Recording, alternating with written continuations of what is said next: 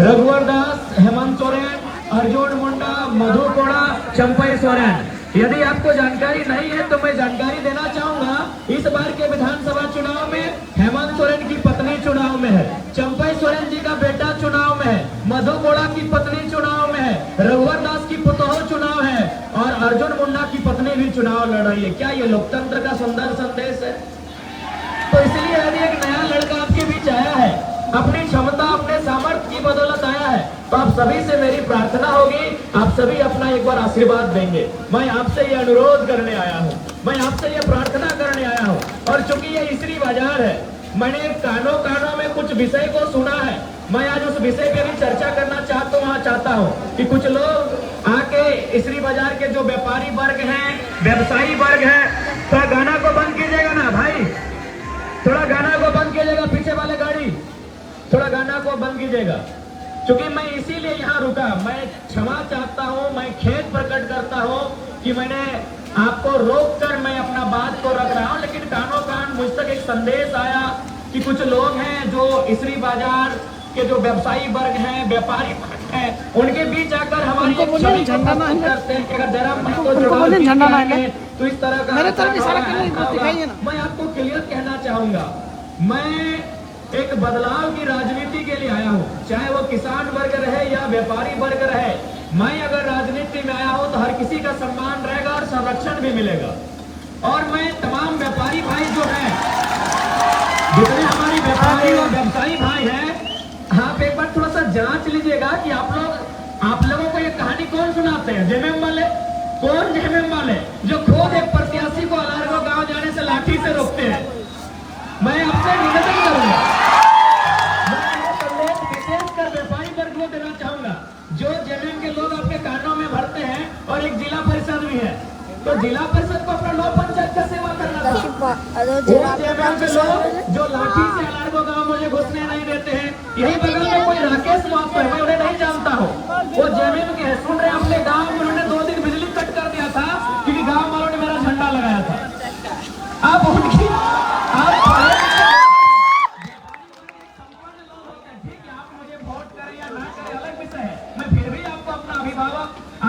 जो भी रिश्ता लगते हैं, जिस उम्र में मैं आपका सम्मान करता हूँ, लेकिन सच्चाई को थोड़ा जान लीजिए। वो जेएमएम के लोग जो राकेश महतो 2 दिन बिजली काट देते हैं, आपके बिरनी के मुखिया हमारा जहाँ झंडा लगा है उन घरों में जाके 50 किलो का चावल देते हैं कि झंडा हटा दो। एक बात बताइए, 20 वर्षों से आपने डुमरी को देखा है, बताइए किनके कार्यकर्ताओं ने दबंगई किया है? किनके कार्यकर्ताओं ने आपके सामने दबंगई किया है? मैं अभी चुनाव जीता नहीं हूँ, मैं आपको आश्वस्त करना चाहूंगा, यदि मेरे भी साथी कोई ऐसा है जिनको लेकर आपके मन में कोई शिकायत है तो आप नाम सजेशन कीजिएगा। अगर कोई गलत करता है, अगले ही दिन उसको अपने पार्टी संगठन से निष्कासित करने का काम हम करेंगे। हम बदलाव की राजनीति के लिए आए हैं। अगर कोई मेरी छवि को आपके सामने गलत प्रस्तुत कर रहा है तो एक बार उसके बारे में जानिए, ये कौन लोग हैं? ये मुख्यतः झारखंड मुक्ति मोर्चा के लोग हैं। पता कीजिए, अलारगो गांव में इतना मोटा मोटा डंडा लेके मेरा स्वागत था। बताइए कौन से भारत के संविधान में है कि एक प्रत्याशी दूसरे प्रत्याशी के गांव प्रचार के लिए नहीं जा सकता है? यही कोई पूर्व जिला परिषद राकेश महतो है, मैं जानता नहीं हूँ। सुन रहे हैं, मधगोपाली गाँव के लोगों को उन्होंने 2 दिन बिजली ही कट कर दिया था। मधगोपाली की घुटवाली है, 2 दिन उन्होंने बिजली ही काट दिया था। बताइए, आपको गलत लड़के के प्रति डर दिखाया जा रहा है, असली डर किनके सामने आपसे छुपा नहीं है। कौन लोग क्या कर रहे हैं छुपा नहीं है। ऐसे अनगिनत किस्से हैं, जब से मैं डुमरी का चुनाव लड़ रहा हूं ना, ऐसे अनगिनत किस्से हैं जब हमारे कार्यकर्ताओं को रोका जाता है, हमारे कार्यकर्ताओं को धमकी दिया जाता है कि हम सरकार में हैं, केस कर देंगे, मुकदमा कर देंगे, बहुत सारे प्रताड़ना दी जाती है। तो ये आपसे छुपा नहीं है। लेकिन मैं आपसे यही विनती करूंगा, विशेषकर व्यापारी वर्ग से, व्यवसायी वर्ग से, आप लोग बहुत शिक्षित लोग हैं, आपकी सोच राजनीति को लेकर बाकी की तुलना काफी उच्च कोटि की है, इसलिए आप अपना मत देने से पहले एक बार थोड़ा सा जान लीजिएगा, जो लोग आके आपको गलत पाठ पढ़ा रहे हैं वो कितना दोषी है। तो इसीलिए मैं आपसे निवेदन करूंगा, हाँ ये सत्य है कि मेरा स्वभाव में एग्रेशन है, लेकिन किसके लिए ये भी आप जानिए। मेरा वो एग्रेशन उन करप्ट पदाधिकारी हो, कंपनी के मैनेजर्स हो, जो मजदूरों का शोषण करते हैं। आप देखिए, भले आप व्यवसायी हैं, लेकिन आपका व्यवसाय चले, किसी कोई गांव से कोई किसान आता है, जो बड़ी मुश्किल से दिन भर में 200-300 रुपए कमाता है, अगर कोई वीडियो अगर उससे किसी काम के बदले घूस मांगेगा और मैं वहां अगर एग्रेशन दिखाता हूं तो क्या यह गलत है? आप ही बताइए। मेरा 2-3 पिछले 4-5 महीने में मेरा एक रूप आपके सामने आया है जिसको लेकर शायद आप संशय में है, तो मैं आपको बताना चाहूंगा वो घटना बाघमारा की है। ये संदेश मेरा विशेषकर इसरी बाजार के जितने भी हमारे अभिभावक तुल्य व्यापारी व्यवसायी वर्ग है उनके लिए है। बाघमारा की वो घटना दरअसल ये है कि वहां 133 वर्कर काम करते हैं। मान के चलिए आप कोई भी आपके अंडर भी बहुत सारे वर्कर से जो काम करते हैं तो उनको पेमेंट कौन करता है? आप करते हैं। मान के चलिए अग्रवाल जी की दुकान है, कपड़े की दुकान है, वहाँ सुनील अनिल नाम के 2 लड़के काम करते हैं, तो उनको पेमेंट कौन करेंगे? अग्रवाल जी करेंगे। लेकिन बाघमारा की घटना ये है कि वहाँ 133 वर्कर काम करते हैं। किसके अंडर काम करते हैं? संजय उद्योग और खेमटा 2 एजेंसी है और बीसीसीएल उसके मैंने बीसीसीएल के अधीन 2 एजेंसी काम कर रही है। और आपको जान के आश्चर्य होगा, उनको ना संजय खेमटा पेमेंट कर रही है ना बीसीसीएल पेमेंट कर रहे हैं, उनको सांसद पेमेंट कर रहे हैं। सारा पैसा सांसद को जाता है और सांसद 30,000 लेते हैं, उनको 8,000 रुपया पेमेंट करते हैं। बताइए गलत है कि नहीं? तो इसीलिए फिर कहूंगा, वोट आपका विषय है, देना या नहीं देना अलग विषय है, लेकिन मेरे बारे में जो नकारात्मक धारणा आपके मन में लोग डाल रहे हैं ये बहुत दुर्भाग्य है। मैं एक ऐसा लड़का हूँ, आज हजारों लोगों की मैं उम्मीद बन के आया हूँ।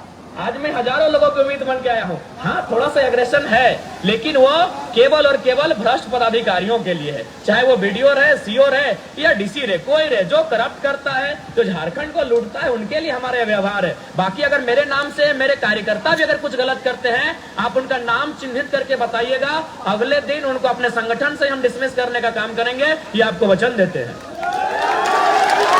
हाँ, मैं एक छोटी सी घटना यहाँ घटी थी और आज मैं आपको एक ताजा घटना सुना रहा हूँ। आज रांची से बेरमो और डुमरी के लिए विशेष टीम आई है। वो विशेष टीम में बहुत सारे आईएएस पदाधिकारी हैं और उनको ये बोला गया है कि आप डुमरी और बेरमो में एक काम ऐसा कीजिए कि जयराम महतो चुन के चुनाव जीत के नहीं आ पाए। सोच सकते हैं आज लोग किस प्रकार से एक साजिश कर रहे हैं। यही दिल्ली के चुनाव आयोग की टीम भी आई है। आपको भी मालूम है, हर एक विधानसभा में चुनाव आयोग 2-2 पदाधिकारी भेजते हैं, उनको शायद ऑब्जर्वर कहा जाता है। वे लोग बैठ के बात क्या कर रहे थे मालूम है कि झारखंड नहीं, पूरे इंडिया की हिस्ट्री में हम एक ऐसा चुनाव देख रहे हैं जहां नेशनल पार्टी, स्टेट लेवल की पार्टी जो 20 साल से सरकार में रही है, वो एक 29 साल के लड़के के पीछे हाथ धो के पड़ी है। अगर आशीर्वाद नहीं देंगे तो ये लड़का, आखिर मुझसे डर उनको क्यों है? सवाल ये भी है कि मुझसे उन आईएएस आईपीएस को डर क्यों है, उन सरकारों को डर क्यों है? ना, डर इसलिए कि अगर हम वहां जाएंगे तो हम वहां कोयले की बात करेंगे, बालू पत्थर की बात करेंगे, रोजगार की बात करेंगे, किसान की बात करेंगे, व्यवसाय की बात करेंगे। हम वहां जाएंगे तो हर झारखंड के मुद्दे को बहुत तार्किक ढंग से उठाएंगे। इसीलिए आज वो भयभीत है कि कुछ भी हो जाए ये लड़का नहीं आना चाहिए। मैं आपको एक लोकसभा की घटना सुनाऊंगा, नाम लेके सुना देता हूँ। चंद्र प्रकाश चौधरी और मथुरा महतो, आपको मालूम है मैं तीसरा प्रत्याशी था, वो 2 थे। इंडिया से मथुरा महतो, एनडीए से चंद्र प्रकाश चौधरी। वो निरसा में बैठ के एक दिन मीटिंग कर रहे थे। क्या मीटिंग कर रहे थे मालूम है? कि बोले कुछ हो जाए, जयराम अगर जीत के आएगा तो तुम्हारा बेटा और मेरा बेटा का कैरियर खा जाएगा।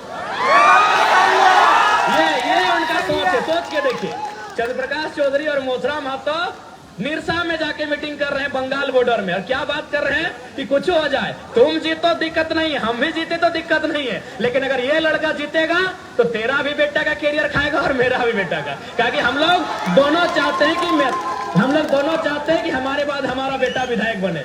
तो एक बार इस लड़के को आप साथ दीजिए, ये बदलाव के लिए आया है। हमसे भयभीत होने की आवश्यकता उनको है जो झारखंड की कोयला को लूट रहे हैं, जो झारखंड के बालू को लूट रहे हैं, जो जंगलों को, खनिजों को लूट रहे हैं, जो ईमानदारी पूर्वक, निष्ठा पूर्वक काम करने वाले लोग। आप निश्चिंत रहिए, हम आपके बीच भी गार्जियन बन के नहीं, आपका बेटा आपका रक्षक बन के खड़ा रहेंगे। ये आपको हम वचन देते हैं। अरे आप तो संपन्न लोग हैं। मैं ये बरकट्ठा की एक घटना सुना रहा हूँ। वहाँ एक बुजुर्ग आदमी, सरकारी रिटायर्ड टीचर है, वो सरकारी टीचर, ऐसा नहीं कि वो कोई आम व्यक्ति, एक सरकारी टीचर है। वो बरकट्ठा गए थे सीओ से अपना साइन करने के लिए, तो सीओ ने उनको 3 दिन घुमाया। तो चौथा दिन उस बुजुर्ग व्यक्ति ने कहा कि जयराम महतो ठीक बोलता है, घूस मांगने वाला वीडियो सीओ को उठा के टेबल में, जो कि आचार संहिता है, बूढ़े ने कहा, एक बुजुर्ग आदमी 70 साल उम्र पार हो चुकी है, उस बूढ़े ने कहा कि जयराम महतो ठीक बोलता है, घूस मांगने वाला वीडियो सीओ को उठा के टेबल में, विश्वास कीजिए जो काम 3 दिन से नहीं हुआ था, सीओ ने खुद उनको बुलाया, बोला बाबा जयराम महतो तो जवान लड़का है, ऐसा भाषण देता है तो चलेगा, बूढ़ा आदमी कहा ऐसा बोल रहे हम साइन कर देते हैं। अब आप बताइए क्या वो व्यवहार मेरा गलत है? ठीक है, हम मानते हैं, हम कभी नहीं हम एग्रेशन के लिए जाने जाते, लेकिन मेरा एग्रेशन जनता के लिए है, मेरा एग्रेशन गरीब शोषित वंचित लोगों के लिए है। इसलिए हम आपसे विनती करेंगे, विशेषकर जो व्यवसायी वर्ग हैं, व्यापारी वर्ग हैं, बिल्कुल आप मन में किसी प्रकार की नकारात्मक भ्रांति को उत्पन्न ना होने दें।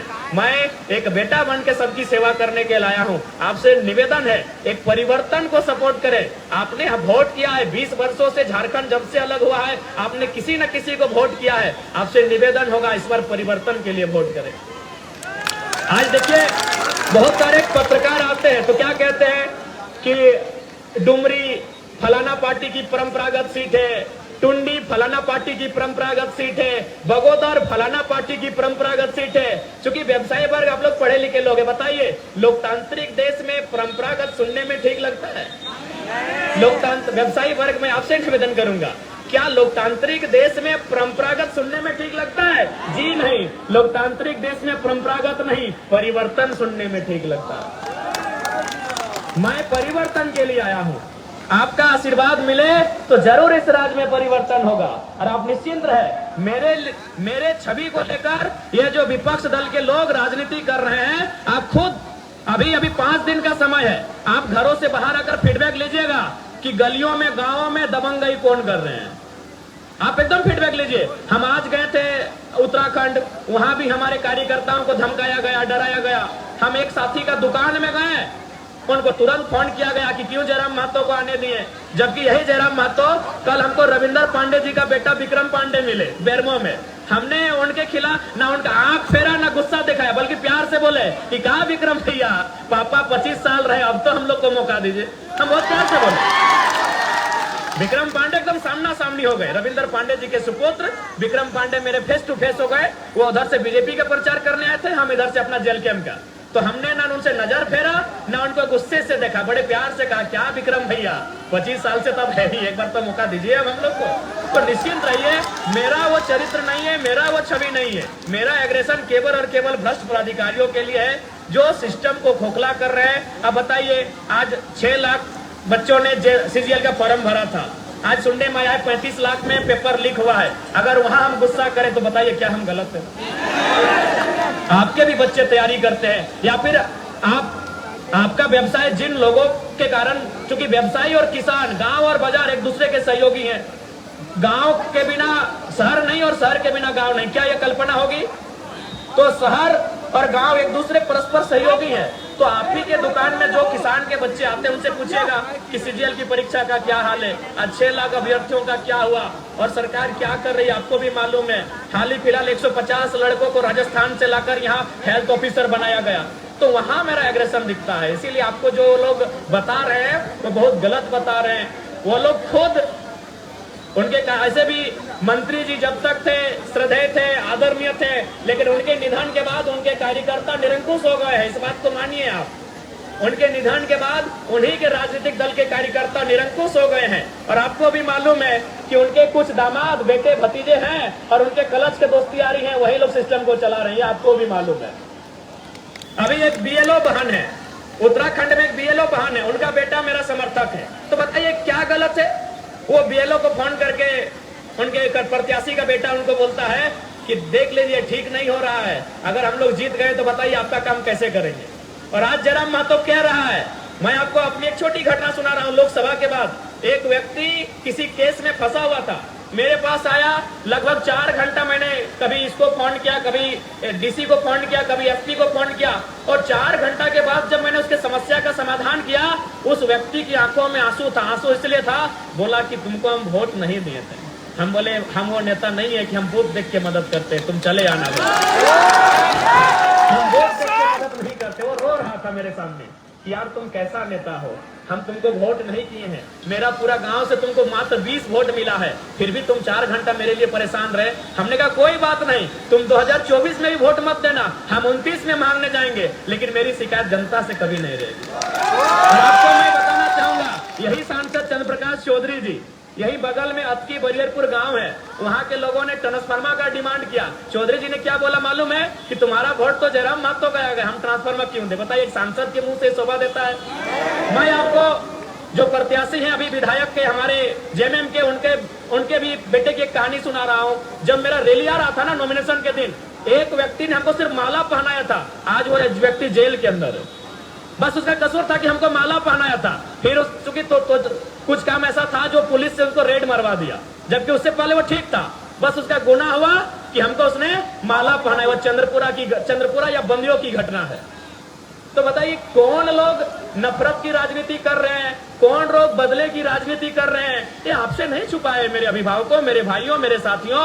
मैं एक नया लड़का आया हूं, मैं परिवर्तन की राजनीति करने आया हूं। और मैंने शुरू आज भी कहूंगा, जो लोग मुझे वोट देंगे उनका शुक्रिया, उनका धन्यवाद। जो नहीं देंगे उनसे मैं 2029 में अपील करूंगा, उस समय भी नहीं देंगे मैं 34 में अपील करूंगा, लेकिन जनता के लिए मेरा नकारात्मक व्यवहार कभी नहीं रहेगा।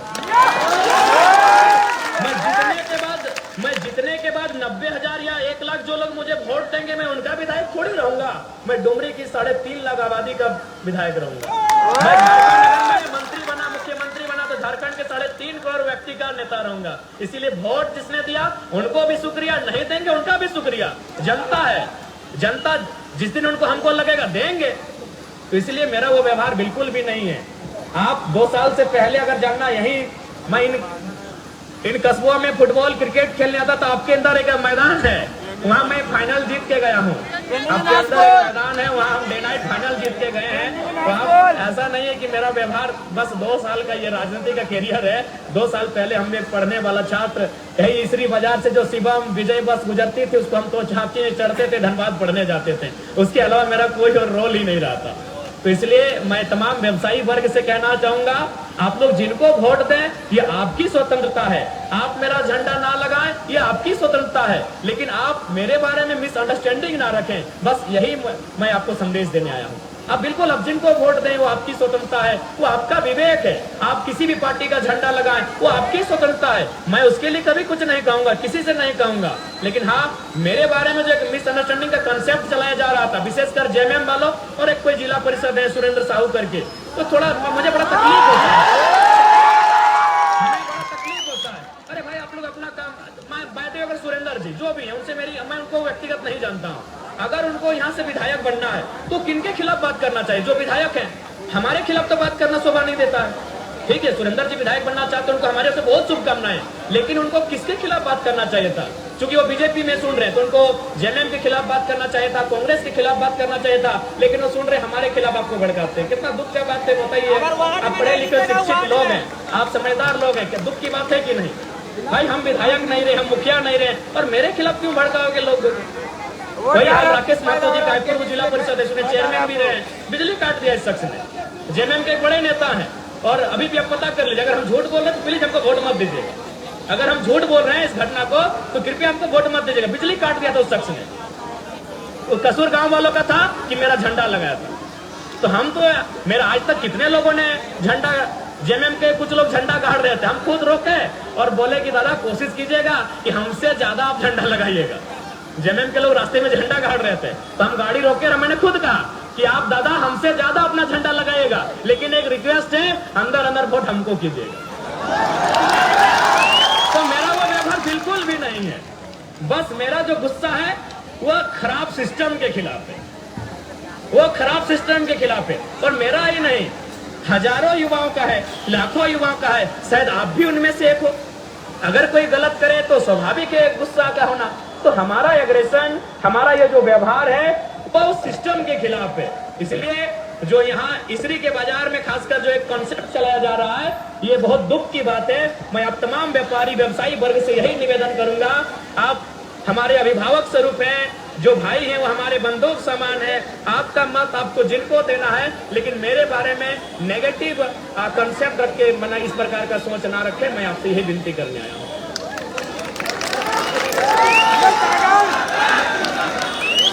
और ऐसा नहीं है जैसे कि एक कंसेप्ट ये आता है चंदा को लेकर, तो ऐसा कुछ नहीं है। हम लोग को साल में एक कार्यक्रम होता है वो करम के अवसर में, तो उसमें तो लोग स्वेच्छा से मांगते हैं। अजंता स्वीट्स ने काफी मदद किया था, उनको धन्यवाद जो भी है अजंता स्वीट्स।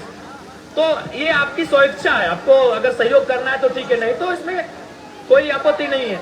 तो ये मिसअंडरस्टैंडिंग आपसे आग्रह होगी कि कृपया इस मिसअंडरस्टैंडिंग के तहत मैंने वोट को लेकर थिंकिंग ना रखें, ये हमारी आपसे प्रार्थना है। पुनः हम यही कहेंगे, वोट देना ना देना ये आपका विषय है, ये आपके वोट की स्वतंत्रता है। लेकिन जिस प्रकार से ये लोग, कुछ लोग हैं जो नेगेटिविटी को फैलाने का काम करते हैं, उनसे थोड़ा सचेत रहिएगा, यही हमारी आपसे प्रार्थना है। क्योंकि सड़क बाधित हो रही है और यातायात भी बाधित हो रही है, इसलिए थोड़ा सा समय को देखते हुए बस यही ये विशेष संदेश मेरा व्यवसायी वर्ग जो इसरी बाजार से हो, निमिया घाट के बाजार से हो, या कहीं विशेषकर इसरी बाजार और डुमरी बाजार, जहां दो नेता, एक इधर जिला परिषद साहब और एक उधर पूर्व जिला परिषद के कुछ लोग आके आपको जो कंसेप्ट बताते हैं, आप भी समझदार लोग हैं, काफी मतलब आप चेतना है राजनीति की, आप में समझ है, सूझबूझ है, आपका मत है।